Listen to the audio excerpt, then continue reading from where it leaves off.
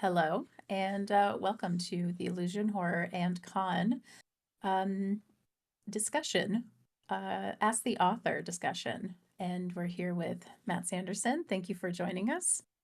Hey, And no we're here worries. to discuss, we're here to talk about his scenario for Cult Divinity Lost called Judgment.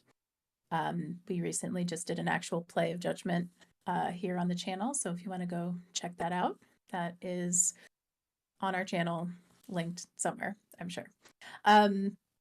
So first of all, let me introduce everybody else too. I'm Crystal. I GM'd the game for the actual play. We have David, who played Angelica Caldwell. We have Cameron, who played George Caldwell. We have Nat, who played Genesis Caldwell. And we have Mick, who played Tyler Egerton. And of course, we have Matt here. So, first question for you, Matt. What was the inspiration for Judgment? And maybe give a short little synopsis of the scenario itself. Yeah, sure. It's an idea that had been bouncing around in my head for quite a while, and initially, how it came to see print is that I backed the Kickstarter for Cult Divinity Lost at quite a high level. In fact, you'll find my name as the demiurge in the back of the Kickstarter edition to show how high a pledge I gave. And that opened a dialogue with the creative team, where one of the additional benefits of the pledge that I put up there was that I could effectively commission a custom scenario. And they gave me a list of, essentially, you'd like this in a scenario, but you don't want to see this in a scenario. So me being me, and I've got a fairly good knowledge of the background of the world of Cult, I gave him quite a deep cut. I said, I'd like this very specific thing, and then I don't want to see any combat. I don't want to see any normal crap that you see in a scenario that bores the hell out of me. And they came back to me and said, wow, that's actually a really, really interesting and weird combination. Not that you want to write this for us, but do you want to write a scenario for us anyway? So we bounced around a few ideas, and after a few things that came up that maybe were maybe a bit too trad and maybe a bit too normal and mainstream, like I pulled this idea that had been bouncing around in the back of my head for a while, that was, how do you take something that is quite a evocative real world issue, something that pushes potentially a lot of people's buttons, it's quite a sensitive issue, but how do you frame that in the world of Cult? Now, for those of you that haven't read this scenario or played it, it revolves around an illegal backstreet abortionist who is, well, now we get into spoilers, a death magician. And that you think, well, what's abortion in the world of Cult? It's just ending someone's life cycle prematurely and just sending them back into the machine to be reprocessed and pop back out again. Mm-hmm. So how would potentially a death magician utilize this? And that little seed of an idea is what then kickstarted a row of dominoes falling over to then build the rest of the scenario. Yeah, that's essentially where it came from. Oh, cool. Yeah, I'll open it up to the others here if they want to ask some questions. That's actually what relates to one of the questions I had, because I see that you've also written scenarios for Call of Cthulhu and Vampire and such. I was curious if this started out as I want to make a scenario for Cult, or you had this idea and it just happened to lend itself to the Cult mythos, or... Oh no, it's definitely it started off very much as a Cult idea. When I generally write scenarios, I have a particular setting in mind. I try to think, kind of defining the edges of my creative canvas early on. I try to think, what elements of the setting do I want to play around with? And very rarely do I find that transposes from one game to another. I think I have done it with the likes of the Easter terrorists, blending into Unknown Armies and Fear itself for some convention scenarios that I've done. But they're not anything that's been published, but they are, again, more in the kind of generic lane that could go into a couple of different horror RPGs.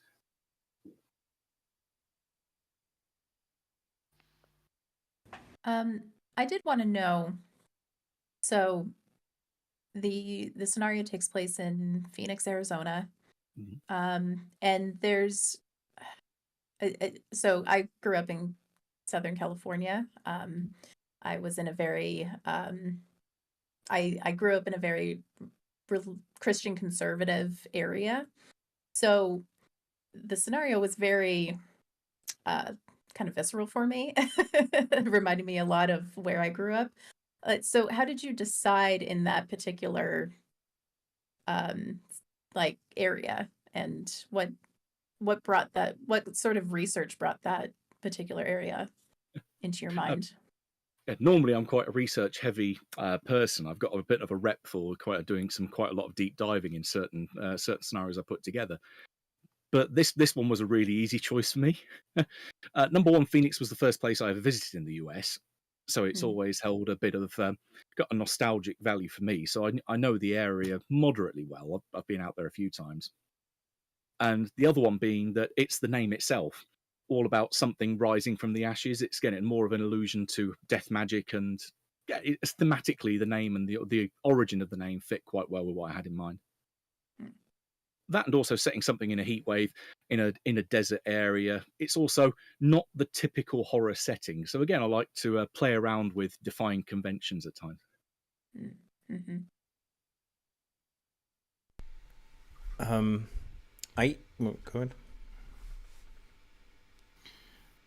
I just realised probably my questions are all full of spoilers. I mean, is this going to go out with a warning? Oh, that's Yeah. This is a spoiler.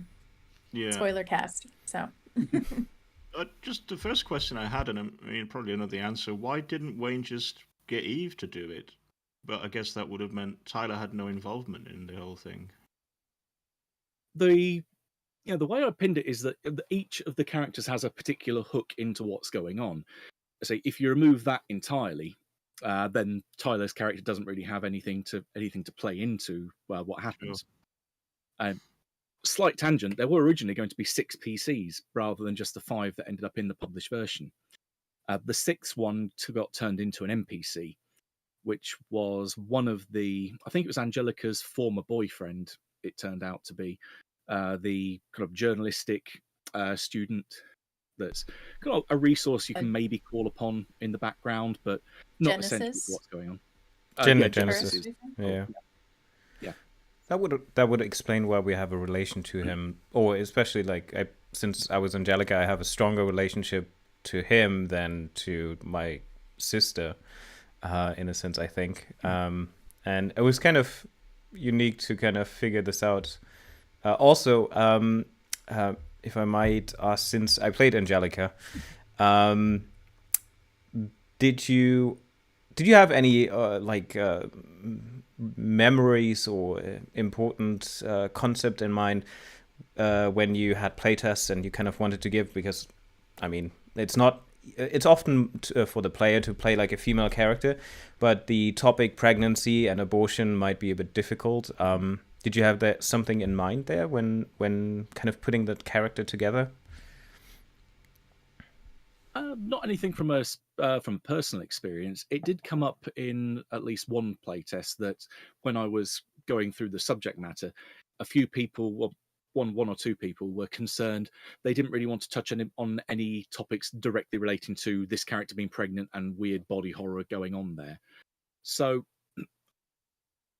I think that's probably the closest I can get there. It's more something that playtesting revealed some issues rather than me drawing upon anything personal for it. But going back to a question on Tyler, because I got sidetracked. The part of why Eve didn't do it herself is because I wanted to portray her as quite a paranoid character, that she's worried that her colleague or her partner has just been whacked potentially by a force that she doesn't understand, because she's not like in terms of Call of Cthulhu, she's not like a cultist that's got a big mythos score. She doesn't know all the big secrets out there. She knows little bits here and there, and all she knows is, wow, some big player came out of nowhere, whacked my other half, and now I'm going to go to ground and basically hide and hopefully wait them out, especially if they're just mortal. They'll grow old and die. That she can play the long game. Whereas Wayne, maybe not with that degree of experience, decide, or not Wayne, so Tyler with that degree of experience just goes, no, I'll poke this and see what happens without fully understanding the consequences of doing so. Yeah. And kind of related, what was she actually getting out of the procedures? Was she drawing life energy from the patients? There is a specific bit in the write-up for that explaining her motivations. She's effectively Yeah. crafting a soul armor, that she's extracting life essence from the unborn fetus, and along with their souls, and effectively having it as ablative armor that's shielding her soul from being detected by whatever is out there that got whatever she believes is out there that got Wayne. So again, it's just her hiding and taking some not roundabout, but taking some fairly excessive means by which to try and protect herself. Okay. I actually have a question regarding the attack with Richard, because I know that you wrote in the write-up that their idea was there would be no good choices for the players. And in this case, it was like the attack with Richard would happen regardless, even if you bring Eve or you don't bring Eve. But were there any other sort of situations or scenarios that you were considering in this sort of climax or so? Not particularly. A lot of the write-up ended up coming out from what people did in playtest. But one of the things I found with scenarios that I particularly enjoy running at the table are ones where they don't have or are leaning towards a scripted ending. That it very much has, here's a situation, here's all the pieces on the board that you can move around, but it's not going to definitively go one way or the other. Like I've seen, I think it's Red Moon Roleplaying did a playthrough of it a little while ago, and their ending was completely different to anything that I'd had when I played it. They pretty much had catastrophic failure completely across the board. No one got out of that with anything good happening to them. And I thought I was quite happy with that, because it's not leaning towards a particular prescribed ending. I think it's a piece of advice that's given in the Hot War or Cold City, one of those two games, where it's you set up a situation and then it's all about what the PCs do, and that's what makes the game. You're not trying to craft or kind of channel them down any one particular plot thread. You just let them loose in that setting to do what they want to do. Yeah, regarding the conclusion, it turned into quite a scrap. And what I was curious about, and I don't know whether it's just your interpretation, Crystal, or whether it's written into it, how did Mike suddenly get free? I haven't seen your playthrough yet. I'm still watching all of it.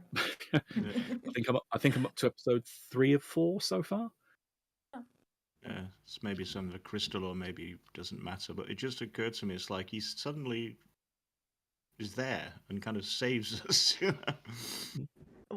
Well, my interpretation from the write-up is that once Pastor Ward slash the lictor is defeated, then the chains that are restraining Mike just kind of let go, and he's no longer he's bound in service to the lictor who's stolen him from his former master. So once that control is gone, then he is metaphorically and quite physically free at that point. Yeah, so our very act of attacking the pastor was enough to weaken the chains, perhaps. Yeah. And give him a little bit of that resolve to try and make the final push to get over the edge if he really needs to. Okay. I have a follow-up question about Mike. What was your inspiration for it, and is there any more backstory for Mike? I wasn't sure, like, whether he wanted to maintain the illusion too, or I mean, in the book it says that he would be quite loyal to George and to Genesis. Yeah, I mean, I quite personally, angels in scenarios are kind of a pet love of mine. I like to use them, particularly more for the Old Testament angle of "Don't be afraid, I'm a spinning ball of eyes that turns up to scare the hell out of you" kind of angel. So the one with wings and in this case claws is maybe a bit too overused, but it's still an angel, and I can't help but liking using them. How they're portrayed in the core rulebook is that they are these broken creatures that have all been part of the Demiurge, that when he disappeared, they've all gone mad. They tried to kill each other in great wars. They've been picked off by all the greater powers, by the Archons, and forced into servitude. And I think they're quite pitiful creatures in that respect, that they are quite sorrowful and quite sad individuals. And I just like the idea of what was once this graceful creature being beaten into servitude and effectively being a janitor with a mop, cleaning up after someone else's mess. Just that idea that vision was the core of what inspired him. I've used him in particular one of the threads that I've got that developed out of this during playtesting is one group when I ran it at a convention in the UK called, it was called at the time, Conception. They liked the scenario so much that they said, "We like these characters. You've ended it on quite a bit of a cliffhanger." In that version, Mike ended up taking them to the City of the Dead and dropping them on the hill outside the empty chapel, the resting place of the Demiurge, supposed resting place. And they said, "Well, we want to explore what happens from here." And so for about the last 7 years, we've been playing once every year at the convention, the follow-up of what's happening from that point in time. And they've gone on a whole different quest such from there. So, but he was very much the facilitator of getting that happening and potentially turning it into an introductory scenario for players who haven't played much Cult before and want to get something larger getting off the ground. You mentioned playtesting a couple times. Just thinking about making a scenario myself, I was thinking like a way to do it might be to just scribble down some notes and then start playtesting early to flesh things out and see, like, kind of improvise and develop the scenario that way. Is that how you work, or do you actually have it fairly well worked out before you start? Depends on the idea. Also, you ask this question to any author, and you'll get a whole range of different responses. So some people do like to get into the minutiae from the start, and they plan the whole thing out, and it's very, very regimented. I'm a bit more towards the looser end of the scale, so I'll have the proverbial board. I'll set the edge of my canvas. I'll put those pieces in play, and then I'll let it loose on an unsuspecting playtest group. And then a lot of their decisions, where they make me think, okay, what would happen here, makes me think, okay, I've got to note this particular bit of motivation. I've got to put this set response in if this particular event happens. And yeah, I very much craft it then as a result of multiple playtest throughs. I playtest scenarios quite a bit, so it's there's probably the best part of half a dozen plus runs that I do of something before it gets into a finished state, I say at the very least. Mm-hmm. But yeah, that's generally my preferred method. I start with a whole load of notes and let it then develop each time I play it through. When it comes to the, I think a bit continuing on that, come to the when you played the scenario, what were like the first characters that you used? Did you have already all of them flushed out, or were they some of those kind of like development over time? And if so, which are your favorite characters, or which is your favorite character? Let's put it this way, and why? Oh boy, yeah, that's a tough one. The first one was I got all the characters in play from the start, plus the sixth one, which was going to be you had the two daughters and a brother, so it wasn't going to be the additional boyfriend. It's just they turned in that concept of that PC became the NPC, as I previously mentioned. There are maybe a couple of tweaks regarding motivation and a little bit of backstory, but otherwise they were in that form from quite an early stage. So not particularly much changed over the course of development, apart from tweaks here and there. If I had to peg down a favourite, it would be a coin flip between either Tyler or Genesis. Maybe because of in play, the character, one of the players who played Genesis, really lent into being a complete and utter word beginning with B that I know some people take offence to, so I won't use it. But yeah, she was a particular bit of a hard ass on her poor little sister. And Tyler, because he's been played very very differently as well. There was one playthrough where his motivation never came out at all. He played the innocent card all the way through and managed to get get his notebook and run off into the sunset, basically ditching the family and going, "Well, I got what I wanted," and then leaving town and not being seen again. So yeah, be a toss up between those two.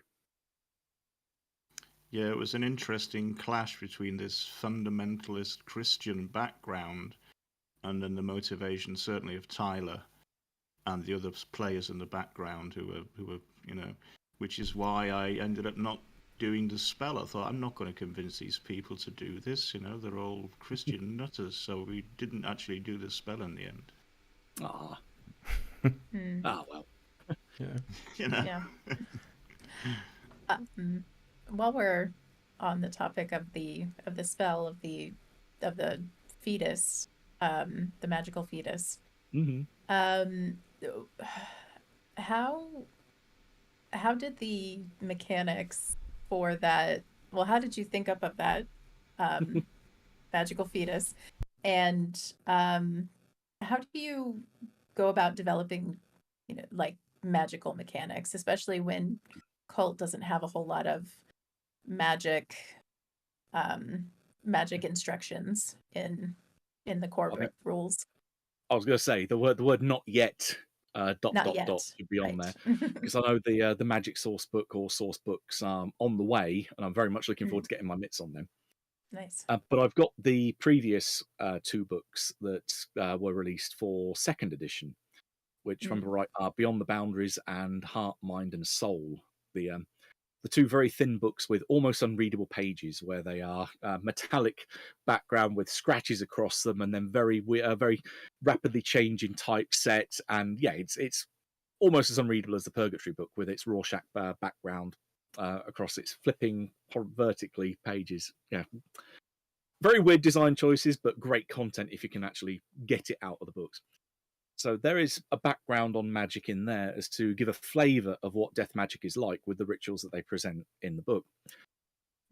That was actually a point of kind of contention well, not contention, but a point of debate going back and forth when it was in the development and editing stage.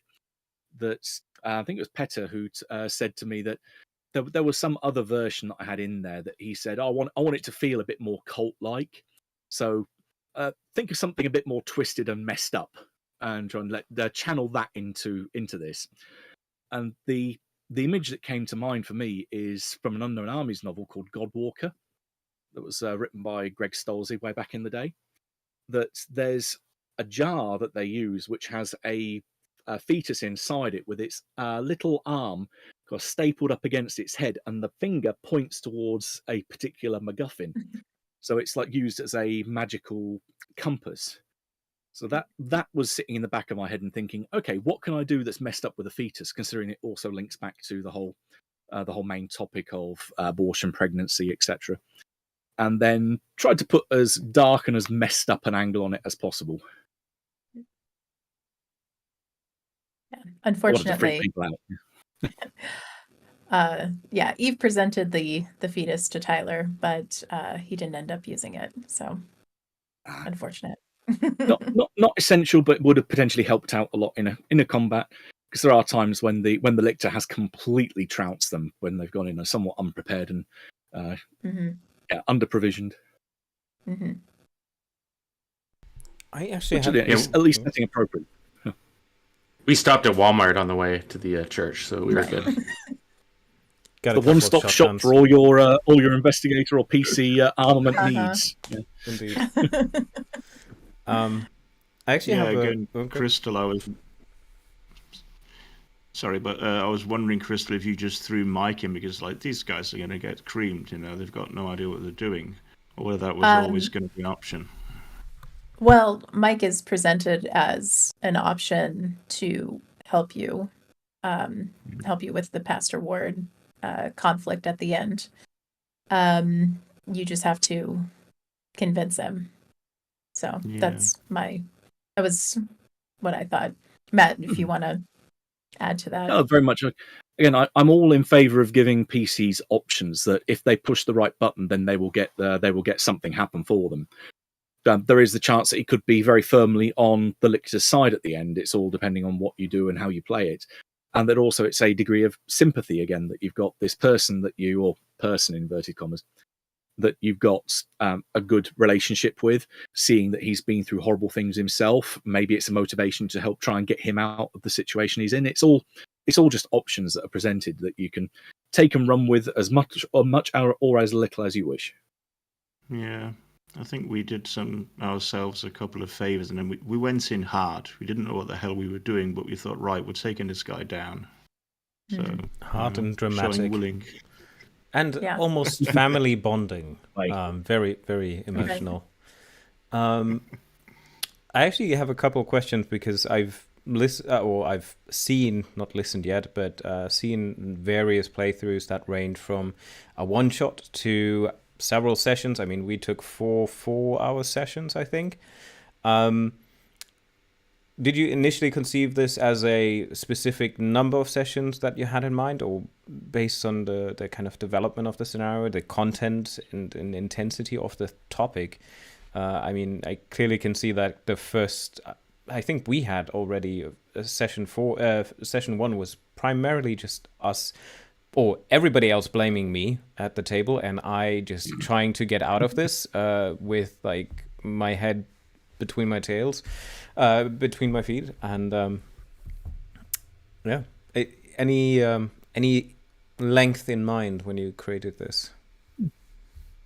Yeah, I mean, when I initially started playtesting, I was thinking I could do it in a single session at a convention.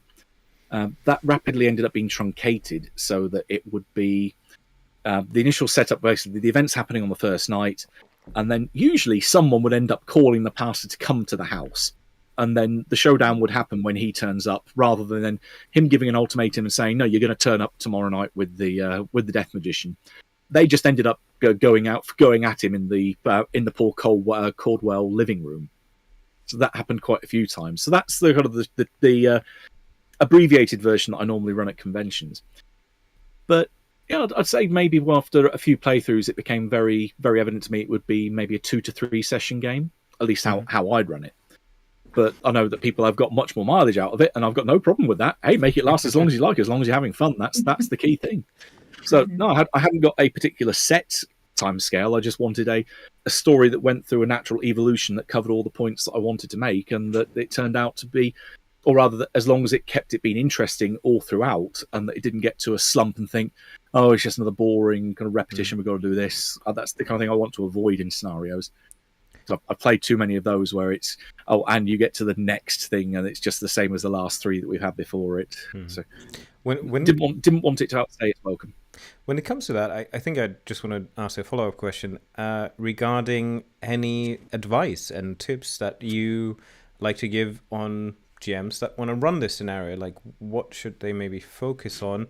Because, like, I mean, I think Crystal did a great job and kind of just utilized our role-playing to kind of narrate the next scenes. But since you wrote the scenario, are there specific kind of scenes that you definitely want to include, or that you would like to give as a recommendation, like spend more time on this because it will be more rewarding at the end? Mm-hmm. Yeah, I'd say the key one is the opening scene where everyone sat around the kitchen table in the Caldwell house, and then towards the end of that you have the scene upstairs in what would have been the bedroom but turns into the operating theatre. When it has those memories inserted into, or those bits of history of Wayne's, keep them short, snappy, and really make it a very sharp injection of weirdness before you then return back to normality, so it becomes quite a large contrast to everything else that's going on around them. Don't linger on those too much. Make them very short, very punchy, and very to the point. Otherwise, let the PCs do what they want to do. Really emphasizing that opening scene that it's down to them, that this is going to be how their reactions bounce off each other, or how their emotions bounce off each other, how they react to scenario, the various different things that happen in the scenario, and that it is all about them. There's only a little bit of background clock ticking happening. This is very much, they are the stars of the show. It's all about them, and let them take as long or as little time as they want to work their way through what's going on. And if they throw something that is a complete curveball that isn't covered in the scenario, like I think I ended up putting one, it's either a text box or an additional chapter in there to say, what happens if they don't go to the church at all and instead go to the hospital? then here's the list of what happens when they get to the hospital. That came directly out of one of the very last run-throughs that I did of that. So yeah, just be unafraid to improvise if you need to. There are no rails. Excuse me. There were just such great characters. We had such fun role playing them. The family collapsing, and Tyler as this kind of untrustworthy, suddenly person with his big dark secret. And at some point, I think I was saying, like, we don't need you, Crystal. You can go for a break. We're just tearing each other apart here.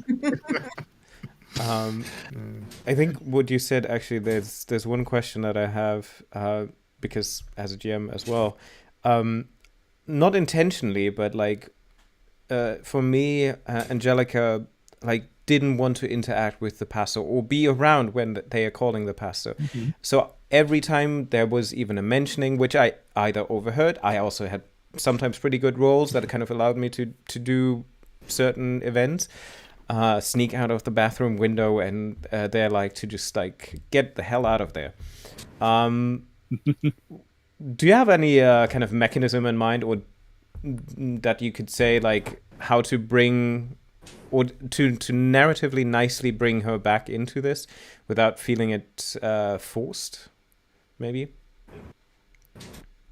I wouldn't necessarily even force a character like that to come back. That it's a very what's the word I'm looking for? A very justified reaction to have to having that character turn up and say, "No, get the hell out away from me," and turns out very valid choice to make because he is definitely not on your side at the end of it. No, I'd very much let it play out as the consequences of the player's actions. If they have done such a good job that that the lictor cannot bring her back in, then let it ride. Let the character be able to escape that and then suffer the consequences of their actions if suddenly the rest of their family end up getting killed as a result of it, or what other negative consequence befalls them. If you did want a very heavy-handed way of doing it, which I don't necessarily recommend, the lictor does have the manipulate the illusion power, so could just change wherever she is. So that maybe she's running down an alley, she's in a car, she just happens to turn the corner and ends up back at her home or wherever the other PCs are, and then is stuck in a spatial loop that she can't get out of. But that would be a very heavy-handed way of doing it, and one that I wouldn't necessarily recommend doing. But if you are dead set on maybe time constraints and you want that to happen, that is potentially an option. But yeah, there are other ways to deal with it. Mm-hmm. You can tell you playtested it heavily just with some of the kind of guardrails you mentioned in the text. Like the one thing that I don't think would have applied to us at all is just be very careful about mentioning or suggesting a supernatural connection with the pastor. Otherwise, the party might just decide to attack him. Which is maybe that happened a lot of times. I couldn't see that happening with our group. That's the thing. It made me chuckle a bit because, I think if it wasn't for the time limit, with the pastor imposing a time limit on our group, we wouldn't have done anything. We would have just, the drama would have been trying to find Angelica and track her down. Yeah, at some point, Tyler was under a lot of pressure to have to act because he was getting these increasingly violent supernatural threats from Wayne. So I was sort of trying to worm my way into the group, the church, but then it was suddenly the evening with the confrontation in the living room, and it never actually materialized. Yeah. I like to have mechanisms, and Kult does this wonderfully with its mechanics, to have those buttons that you can push or those dials you can turn to really force people to do things, because inaction can be quite a killer or demotivator for a GM, that especially if they're at the table thinking, right, everyone's got all these goals to do, why are they not doing anything? That at least you can force them to make rolls and really not use a cattle prod, but definitely force them down to actually get off and do something. There's a random tangent, or related tangent rather. There's a wonderful scenario that I'd recommend to anyone who's looking at scenario design that's from Unknown Armies called Jailbreak. Amazing scenario, built for 10 players, so it's a lot of people that you can effectively run it as a pseudo LARP. There's a great little handout in there that it says, if you've got a character or player that comes to you that's wondering what to do, they're bored, you just hand them this slip that says, bored, ? Then do something. I've had that in the kind of the forefront of my my head when I'm thinking of character motivations and what you can do to give them that little subtle prod to actually get involved. Yeah. That idea. I like that idea a lot. No, go ahead. Go ahead. Okay. Pastor Ward, I really enjoy his character a lot. Did you watch any like televangelists for inspiration, or what? Yeah. Just a few, yeah. Yeah. How much sanity did you lose? Right. Think of it in sand terms. I've been exposed to enough of this that I'm fairly close to my maximum sand loss hit. So Mm-hmm. I've maybe had one or two investigator development phases to only tick that counter down by one. This comes from a very personal from angle from me, but I am not a fan of organized religion in any way, shape, or form. So for me, casting them as the bad guy made complete sense to me. And it would just so happen to be quite a thematic fit when I was looking through the book, trying to think who would necessarily be the natural bad guy in this particular context, and immediately set upon, right, okay, abortion, breaking up family bonds, Benar. Looking through the list of who represents Benar, and then saw, yep, they've got priests, and went, bingo, there's my bad guy. So that didn't take much choice on my part. That was almost a given. That wrote itself. Would there have been other? And then I discovered televangelists. Would there have been other elements or entities out of the cult universe that you've considered implementing, or might have even brought in some playthroughs?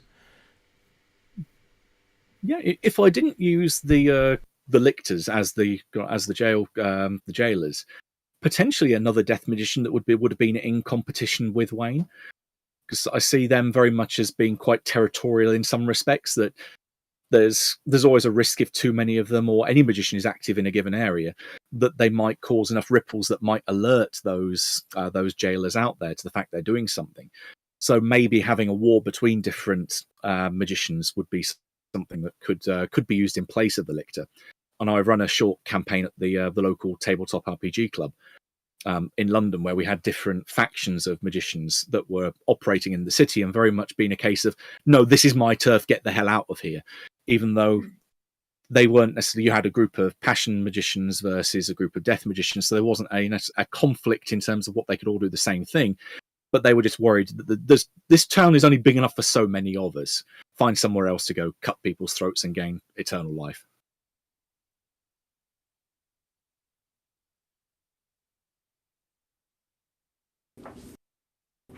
I haven't actually read the scenario. I don't have the book. But just a simple question, really. Was the mural that George had been painting of the Heavenly Gates, was that some kind of a portal for the lictor to escape? Yes, it is. Yeah.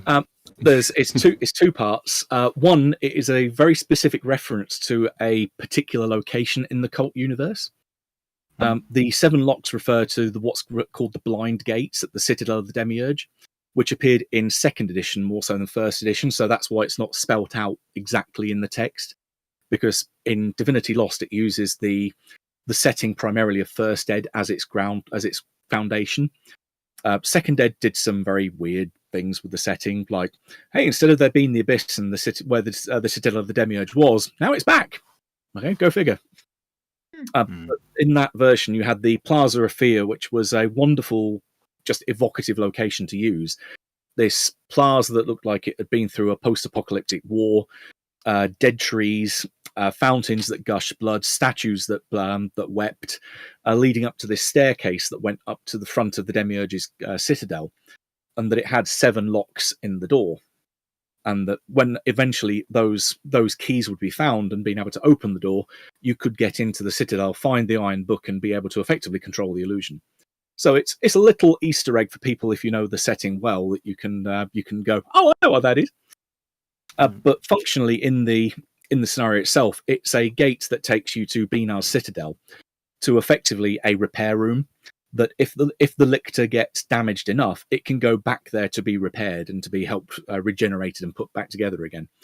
Which again, we've had a couple of times where people have gone through that gate and then realised, hang on a minute, this is not necessarily a good place to be, and then rapidly wanting to get the hell out of there as quick as they can. That was actually a question I had for Crystal, because I came across that possible path and thought, oh, if that happened, we would have been toast. I mean, did you cut that mainly because of time, or was it just not something that particularly interested you? Well, I did mention the 7 locks on the mural. You did, yeah. Yeah, so, and I did want George to have a special connection to the mural. So, like, having you describe what you've done and how you've implemented your own elements into it if you could. But, yeah, I think at the end I was trying to have Pastor Ward, the lictor form of Pastor Ward, get back to his citadel to heal. But that's when I had Mike and him have like a showdown in the end. So Mike was trying to hold him back. And so that's where he was trying to get to at the end of your guys' scenario. Right. So if we rolled less well or something, that would have, or could have very well ended up happening, I guess. I mean, if you wanted to go explore that mural portion, then, you could have. Cool. I don't know if you would be able to open it. That is one of those examples of holdovers I can think of things that did change, of those tweaks of the characters' backgrounds.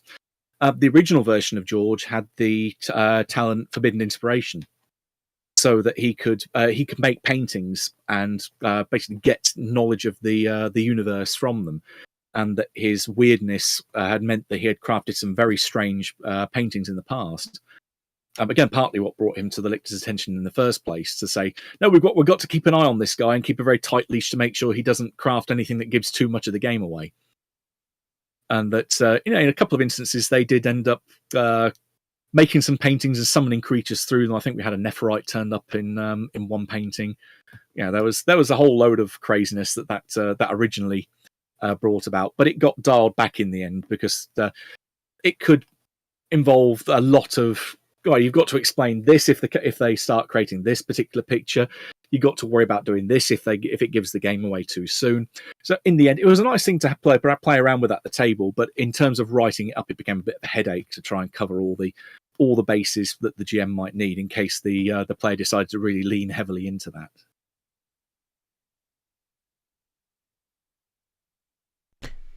When you wrote this up, or in general, now in the latest published version, what is that kind of main thing that you really like about that scenario in particular? Is there a scene or an interaction, a relationship that you kind of really enjoy now in its final version?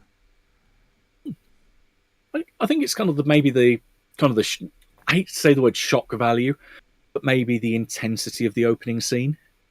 The way I describe it is very much that to people who haven't played it before, you've got this nice little family drama set in a heat wave in kind of the southern US or southwestern US, and that this girl comes back from a night out, gets into an argument with her mother, and says that she's just come back from an illegal abortion clinic. Go. And just seeing the reaction on the player's face, going, "Holy shit! I wasn't expecting it to be quite something quite like that." Because again, there aren't many scenarios that deal with something that's quite that visceral and intense, and I just love to have that opening punch ready to throw at players. Yeah, it definitely gets it going. Yeah. Did you have any considerations when writing, especially kind of these types of topics? I mean, Kult in itself is very evocative and descriptive in certain things, but were you maybe even dialing back certain elements when kind of trying to publish it, or? I think the key thing there is to be even-handed. That there wasn't particularly there wasn't anything in the text that says pro-choice is the right thing to do, or that pro-life is the right thing to do. That it just presents, or I've tried to, hopefully it comes across this way, tried to present it as almost as neutral as possible, to say, here is this side of the debate and here is this side of the debate. Neither one is particularly right, but this is just the angle that they look at this particular subject from. And that this is the way they do things. These are some of the examples of how they protest, some of the things you might find on signs. These are the typical Bible verses that get thrown out in a lot of, say, televangelist kind of anti-abortion rhetoric that they use. So yeah, I tried to present it as neutral as possible by just saying these are the facts, rather than leaning into one side is better than the other. And that was very key to do so from the outset. I didn't want any bias in there as much as I physically could.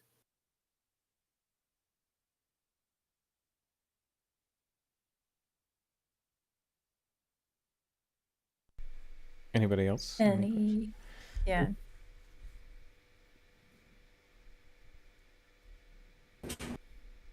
I mean, my one question you kind of answered already. I was curious, like, in what order did some of these things come together? Like the themes, the influences, the setting, the characters, and the plot. You've kind of answered that. You mentioned that wanting to explore the deaf magician angle early on, and maybe to expand on that question, what is your typical method for writing a scenario? Like, what do you start with typically? So maybe, specifically for Judgment, but in general as well. There's always a seed of an idea that comes to mind. Think like with this, it's what lens would you look at in quite a scientific, or maybe in this case a magical lens? How would you look at something like abortion? That is literally just, like you stop the clock like a couple of seconds after someone's born, and then you've just sent them back into the machine. But what can you use that for?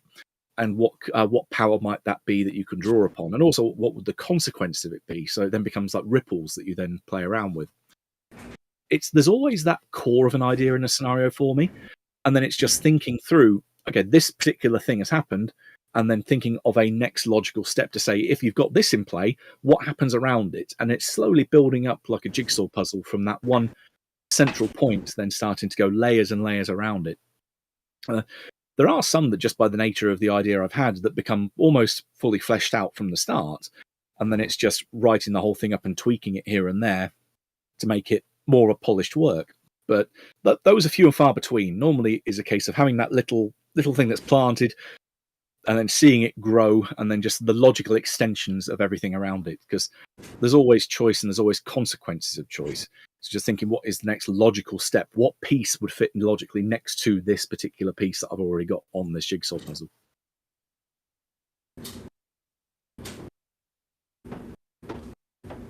I actually have a question, because often, or most likely, I also focus on atmosphere, and this can be a very heavy atmosphere that kind of overshadows continuously. I think we naturally already created kind of a bit of jokes and stuff, but do you maybe have some suggestions when running how to kind of either enhance the atmosphere, or maybe give suggestions on immersing a bit more into different atmospheres and kind of to portray the situations better? Yeah, and with Judgment specifically, one of the key things is the heat wave, and that people are short-tempered, people are very on edge during those particularly high heats, and there is a bit that explains about that can help to craft NPCs' reactions when you go and talk to them. You've got also that the air conditioning in the cold warehouse has been on the fritz for a little while, so that the heat is pervading into their space as well. It's not something, again, I like to beat people over the head with, but it's something that can definitely shape the environment if they interact with it. So if they go outside and they start to talk, maybe talking with a neighbour or talking with people at the protest or talking with other parishioners, then you have a little bit of guideline as to say how they're potentially going to react, given that it is so goddamn hot. And that a lot of people are very on edge, that tempers are fraying very easily. It's a very highly charged emotional situation to be in on various different levels.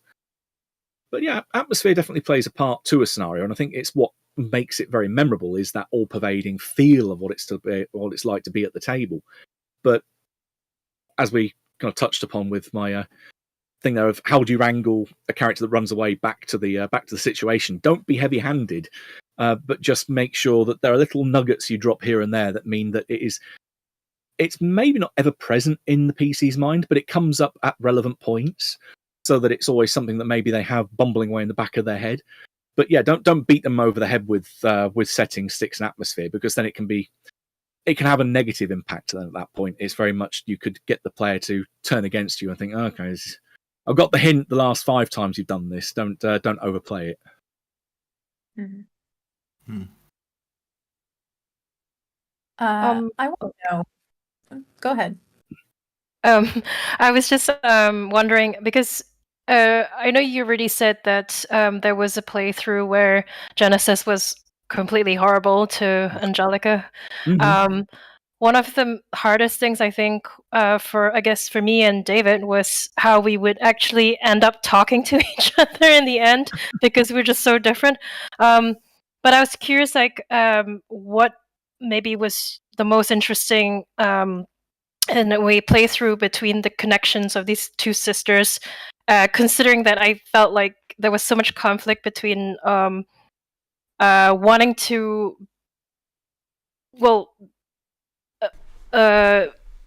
protect her family, but on the other hand, like, she had this religious side as well to her. Yeah, in a lot of instances, it turned out with the two sisters coming together ultimately to face the common threat of the lictor, that they realised that he played Genesis. Her faith fell apart in quite a few of those run-throughs where she realises that she's been played.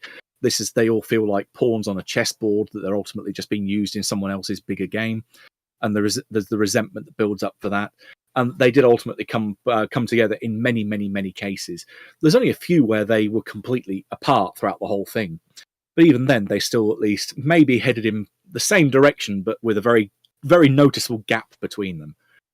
But yeah, having a threat to the family unit definitely helps to galvanise people and bring them together. And so that's what happened in the vast amount of cases. But again, it's however you want to play. If you want to go through that, then that's fine. If you want to be completely antagonistic towards each other, again, that's fine. There's nothing to say that you have to do one or the other. I think what benefited us was kind of George and how you portrayed him, because like either of us had a certain relationship to our father, and that little nudges that he gave us was kind of maybe enough to kind of give us like, yeah, maybe I should try at least to talk to her or something. But when it comes to that actually made me think, are there any specific or player characters that you would say you should play if you are in a group of 3-4 people? What are the essential characters that you think should be played in a smaller group? That's covered in there, because I had exactly that question come up in development. Okay. So there are various options to say, if you're playing with X many people, then if you want this particular vibe, then you use this combination. If you're looking at this particular vibe, then you use this combination.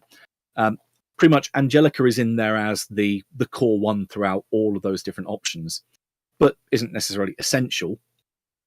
But yeah, that is something that I spent a fair bit of time thinking of, what the different combinations of characters and the number of combinations of those characters, what feeling would that evoke? What would the feeling be if you had just the two sisters in play and none of the older members of the family, none of the parents? What happens if Tyler's just an NPC? And just wrote them up as say, these are the different modes you can play it in. Yeah, I've run this game twice now, and the first time I made Tyler an NPC, and this one I made Jessica an NPC, and very different games. It definitely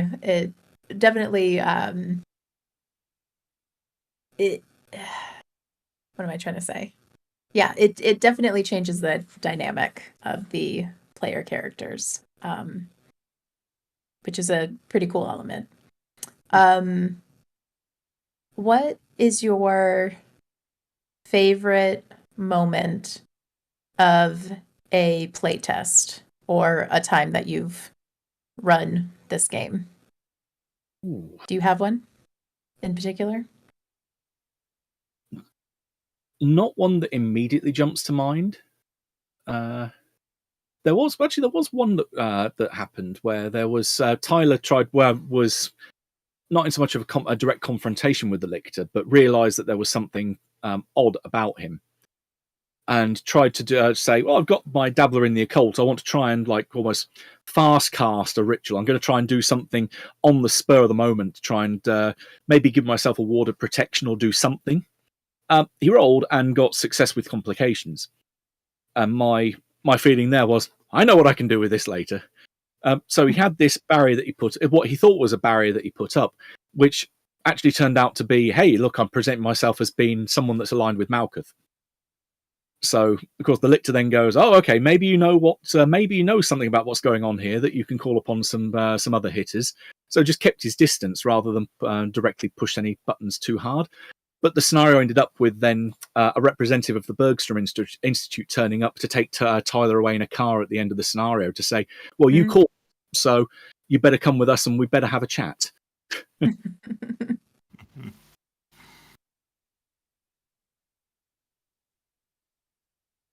Anybody else? I've got nothing else. I really enjoyed the scenario. It was great fun. So, and thanks for taking the time, and I hope you get better soon, Matt. Yeah, my throat isn't doing too bad now at the minute. I'm quite surprised I've been able to talk this long. Yeah. I also want to say, like, fun scenario and also challenging, especially playing Angelica, having this confrontation, and also thanks to my co-players who did an amazing job creating kind of the atmosphere that you probably set up with that scenario. And yeah, fun scenario, and highly can recommend it. Certainly, I would say, based on what I've heard today, invest the time to not rush it in one session and enjoy it and play it out.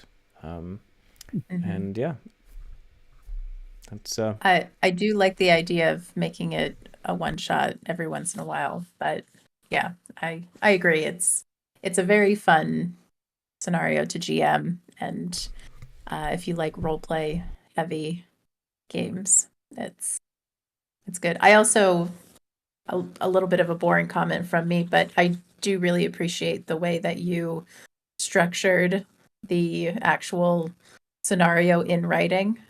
It was easy to follow. I didn't feel like I needed to watch an actual play. I watched it because I wanted to, but yeah, I didn't feel like I needed a whole lot of like, what the hell does he mean by this? And that sort of. That is definitely a challenge that I would say any writer faces, is because it is you're writing almost like a technical manual, that it's all about how well the user can use it at the table. And I've read too many bad examples of knowing things what not to do, but even so, crafting it to the point where I can put together something I'm happy with being able to navigate, but it's making sure that everyone else can navigate it as well can be challenging. But no, I'm glad to hear it paid off for you all. Yeah. Okay. Well, if there's nothing else, thank you to the players for joining. Thank you, Matt Sanderson, so much for your time.